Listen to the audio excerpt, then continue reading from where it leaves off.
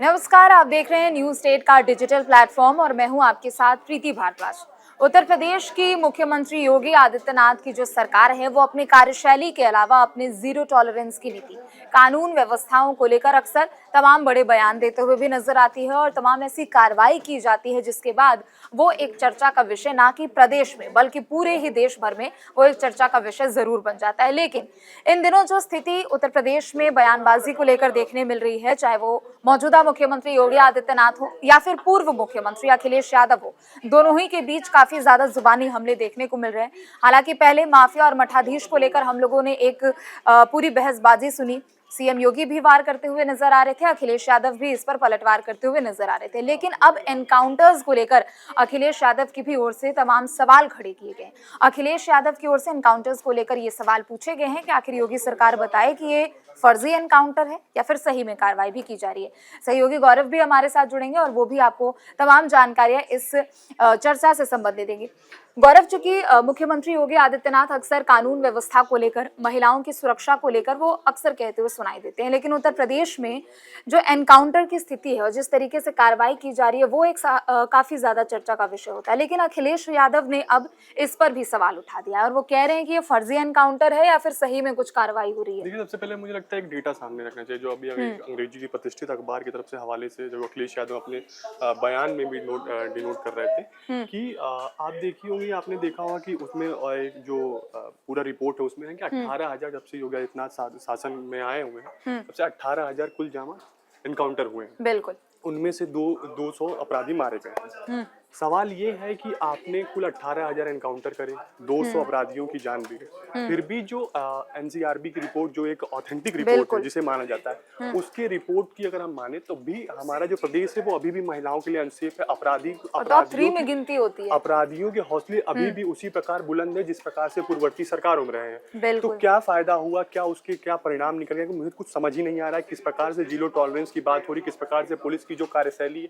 है। आपने अभी हम फिलहाल के जो एनकाउंटर हुए मंगेश यादव एनकाउंटर, उसमें आप देखिए पुलिस का जो एक एक्शन रहा है, एक्शन करने का जो एक तरीका रहा है, उसमें देखिए सवालों घेरे में है। अब जो एसटीएफ की पूरी टीम को लीड करते थे डीके साई, जिनकी पत्नी इस महिला आयोग की सदस्य भी हैं, बीजेपी नेत्री रही हैं, देवरिया से ताल्लुकात रखते हैं ये लोग, उसमें देखिए चप्पल पहन के कोई एसटीएफ का इस प्रकार का ऑफिसर अगर लीड कर रहा हो तो ये सवालों घेरे में आता है। आप किसी एनकाउंटर के साइट पे देखिए कि चप्पल के साथ पाया गया वो व्यक्ति, और उसके बाद वाहवाही लूटी जा रही है कि हम संगठित अपराध जो है, और 1 लाख के इनामी को हम लोगों ने मार गिराया। संगठित अपराध जो है उसको उसकी कमर तोड़ने में जो उत्तर प्रदेश सरकार है और पुलिस महकमा है वो पूरी तरह से कामयाब रहा है। मैं इस वीडियो के माध्यम से दर्शकों से भी पूछना चाहूंगा कि आप मुझे किसी 2 ऐसे संगठित अपराध, जो संगठित अपराध है उसका नाम कोई बता दे कि जो टूट चुकी है। आप बताइए। आप हम पूर्वांचल शुरू करते हैं। खब्बू तिवारी बिल्कुल बीजेपी नेता है, कुछ नहीं हुआ। अभय सिंह बीजेपी ज्वाइन करने, कुछ नहीं हुआ। धनंजय सिंह बीजेपी के टच में, कुछ नहीं हुआ। और चुनाव के समय तो इन लोगों का बोलबाला और ज्यादा बढ़ जाता है। जिस प्रकार से कोई संगठित अपराध का किसी प्रकार से कुछ कमर नहीं टूटा है, बल्कि अपराधियों के जो हौसले और बुलंद होते नजर आ रहे हैं। लेकिन एक चीज ये भी है, चलिए ठीक है, एक बार को हम मान लेते हैं कि योगी सरकार कार्रवाई कर रही है, अपराधियों की संख्या, माफियाओं पर लगाम कसने की कोशिश की जा रही है, लेकिन हम आए दिन देखते हैं कि कहीं किसी युवक ने किसी दूसरे पर हमला कर दिया। एक तरफ एनकाउंटर्स हो रहे हैं, एक तरफ माफियाओं पर कार्रवाई हो रही है, जो हिस्ट्री शीटर्स हैं उन पर कार्रवाई हो रही है। लेकिन ये भी एक सोचने की जरूरत यहाँ पर हो जाती है कि प्रदेश में जो नए सिरे से अपराध को अंजाम देते हुए नजर आ रहे हैं, आखिर उनके लिए भी आखिर किस तरीके से उन पे नकेल कसी जाएगी। सबसे पहली जो बड़ी बात है, जो हमारे लगातार पुलिस महकमे की तरफ से कहा जाता है कि एनकाउंटर हो रहे हैं, बुलडोजर एक्शन हो रहे हैं। देखिए, एक चीज हमें सबसे पहले किसी चीज को ग्लोरीफाई करने की एक तरह का प्रथा चल चुका है उत्तर प्रदेश में। जो शासन के लोग, सत्ता पक्ष के लोग, बीजेपी के, आप किसी भी नेता की अगर बाइट सुनेंगी तो आपको एक चीज नजर आएगा कि उसमें वो पूरी तरीके से वो एनकाउंटर को और ये जो बुलडोजर एक्शन को ग्लोरीफाई करते हुए नजर आते हैं। ये सरासर गलत है। आप देखिए, जिस प्रकार से आपको वो आजमगढ़ वाला वो मामला याद होगा, जिसमें कि अभी अधिकारी द्वारा नोटिस जारी की जाती है, तभी जाके उसका घर गिरा दिया जाता है बुलडोजर से। तो वो मामला इलाहाबाद हाईकोर्ट गया, फिर इलाहाबाद हाईकोर्ट ने भी टिप्पणी करी, बाद में वो सुप्रीम कोर्ट फिर जमीयत की तरफ से गया। उसके बाद वो सारा किस प्रकार से रोक लगा दिया गया 1 अक्टूबर तक। वो सारी चीजें देखिए बात की विषय। फिलहाल हम एनकाउंटर बात कर रहे हैं। देखिए, जिस प्रकार से आप देखिए, अगर हम बात ही कर रहे हैं, आप संगठित अपराध तोड़ने की बात करें, संगठित अपराध कमर तोड़ने की बात करें, तो आपको एक चीज होना चाहिए, जो सरगना है उसकी कमर तोड़ी जाए। इस पूरे जो सुल्तानपुर डकैती मामले का जो सरगना था, जो मास्टरमाइंड था, इनकाउंटर विपिन सिंह, क्या सच नहीं है कि उसके खिलाफ सूरत में, गुजरात में, उत्तर प्रदेश के तमाम जिलों में उसके खिलाफ कई प्रकार के संगीन आरोप लगे हुए हैं, संगीन धाराओं का आरोपी है? बिल्कुल। उसका आप सरेंडर कर देते हैं। मंगेश यादव जैसे छोटे मोटे अपराधी पर आप गोली चलाते हैं। कहने का मतलब कि जो अपराधी, जो एक तरीके से जो पूरी जड़ है उसकी, जो टॉप खत्म करने का उनके खिलाफ कोई कार्रवाई नहीं होती है, लेकिन दूसरे लोग जो होते हैं वो मोहरे की तरफ इस्तेमाल कर लिए जाते हैं। आप जो उनके गुर्गे हैं, गुर्गे मार क्या करेंगे? कोई दूसरा, आप उसको मारेंगे, कोई दूसरा खड़ा होगा। सरगना पर तब जांच की आज तो पहुंच ही नहीं पाती है। देखिए जिस प्रकार से पूरा ये एनकाउंटर है, अखिलेश यादव ने अपने बयान में एक चीज भी कोट करा था कि आजकल हाफ एनकाउंटर का जो प्रचलन चला है, हाथ में गोली मारना, पैर में गोली मारना, ये चलन टाइप का हो गया है कि ऐसे लगता है कि पुलिस ऐसे उठती है, किसी को हाथ में पैर में गोली मार देती है, कहती है एनकाउंटर कर दिया। उसके बाद बाबाई लूटने का आपको याद हुआ कि नोएडा में वो जिम इंस्ट्रक्टर था, उसके एनकाउंटर पे कितना बवाल हुआ था। जिस प्रकार से आप महिलाओं की सेफ्टी की बात करते हैं, फर्रुखाबाद में 2 बेटियां आत्महत्या कर ली। बिल्कुल। और आए दिन लगभग हर एक जिले से इस तरीके की घटनाएं सामने आती रहती है। क्या वो आत्महत्या करी या उनको लटकाया गया? ये जांच का विषय है, संशय बना हुआ है, ये भी एक प्रश्न चिन्ह है। जिस प्रकार से पूरी चीजें निकल कर सामने आ रही है, उस प्रकार से कहीं ना कहीं पूरी जो कानून व्यवस्था उत्तर प्रदेश की वो सवालों के कटघरे में है।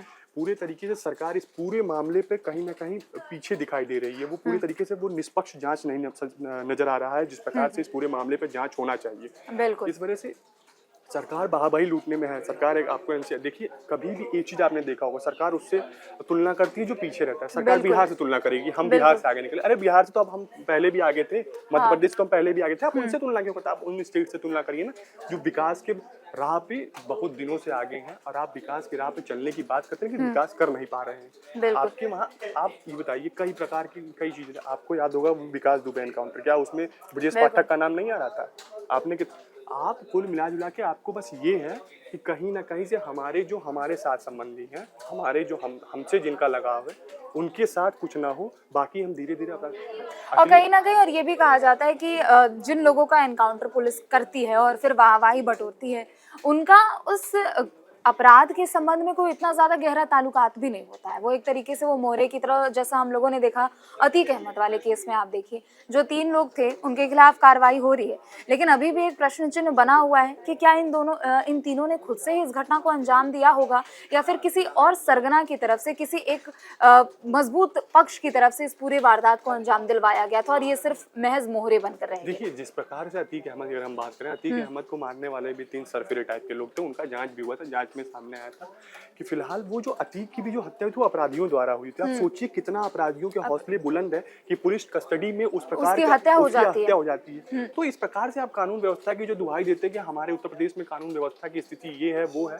ये कतई सिरे से खारिज कर दिया जाता है। क्योंकि जो इस समय स्थिति बनी उत्तर प्रदेश में, ना महिलाएं सेफ है, ना नौजवान सेफ है, ना बुजुर्ग। बिल्कुल, हालांकि सरकार ये दावा जरूर करते हैं, अलग अलग आंकड़े दिखाते हैं, लेकिन हमें ये भी नहीं भूलना चाहिए कि एनसीआरबी का भी एक आंकड़ा होता है जो हर साल उसे दिखाता है कि आखिर बीते साल में कितने ज्यादा अपराध हुए, और 2021 से लेकर अभी तक हम लगातार देखें और उत्तर प्रदेश की बात करें तो हर साल हजारों में इजाफा होता है। और कुछ केसेस तो ऐसे होते हैं, और वो कहा भी जाता है, कुछ केसेस तो ऐसे होते हैं कि जो प्रकाश में भी नहीं आते, उनके बारे में किसी को पता भी नहीं क्या है। देखिए अब लोकसभा चुनाव हारने के बाद लगातार एनकाउंटर का जो शूट एंड साइट वाला इश्यू था वो एकाएक आ गया कि पुलिस महकमे को एक अधिकार दे दिया है कि आप इस प्रकार के जो अपराधी हैं उनको गोली मारिए।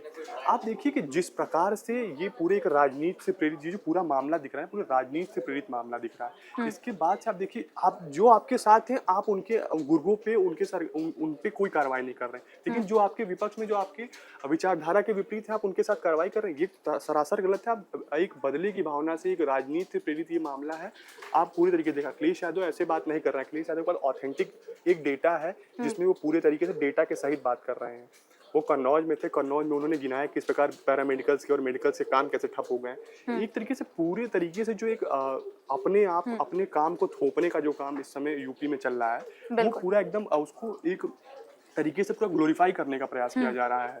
तो ये चीजें देखने को निकलेंगी, जिस प्रकार से चीजें निकल के सामने आ रही हैं। आप बताइए, ऐसे अधिकारी जो पूरे ऑपरेशन को लीड करते हो, फिर उनका इस प्रकार से फोटो, बस ना सिर्फ राजनीतिक पार्टियां इस पूरे एनकाउंटर पर सवाल खड़ा करती, बल्कि जो पुराने आईपीएस अधिकारी भी हैं, उन्होंने भी साफ सीधा कहा कि ये कोई तरीका नहीं होता है। और एनकाउंटर, हालांकि सरकार इस पर वाहवाही जरूर बटोरती है, लेकिन एनकाउंटर में फिर आगे उसके बाद किस तरीके से कार्रवाई होती है, हमने कई मामलों में देखा है कि मजिस्ट्रियल जांच जो होती है उसके बाद उनके बारे में वो स्थिति भी जस की तस रह जाती है, वो भी कुछ ज्यादा कुछ खुलकर निकलकर सामने नहीं आ पाता है। देखिए, कहीं न कहीं सत्ता का हस्तक्षेप तो हर बिल्कुल। मामले में होता है। आपने देखा होगा कि जिस प्रकार से आए दिन जिस प्रकार से लोग बाहर आते हैं, जिनका प्रभाव होता है वो किसी भी जाँच को प्रभाव, आपने देखा होगा चाहे वो अतीक का मामला हो, चाहे वो रणजीत सिंह का मामला हो, चाहे वो खब्बू तिवारी का मामला हो, चाहे अभय सिंह का मामला हो, जब वो जेल से बाहर होते हैं तो अपनी जाँच में हमेशा प्रभाव डालते हैं। आपको याद होगा कि अतीक के खिलाफ इतने सीबीआई बिल्कुल। जाँच हुई, लेकिन किसी में उसे दोषी नहीं पाया गया। बिल्कुल। तो जिस प्रकार और से सालों साल सुनवाई चलती ही सालों रहती साल है। सुनवाई चलती है, तो जिस बिल्कुल। प्रकार से ये चीज़ें सामने निकल कर आ रही हैं,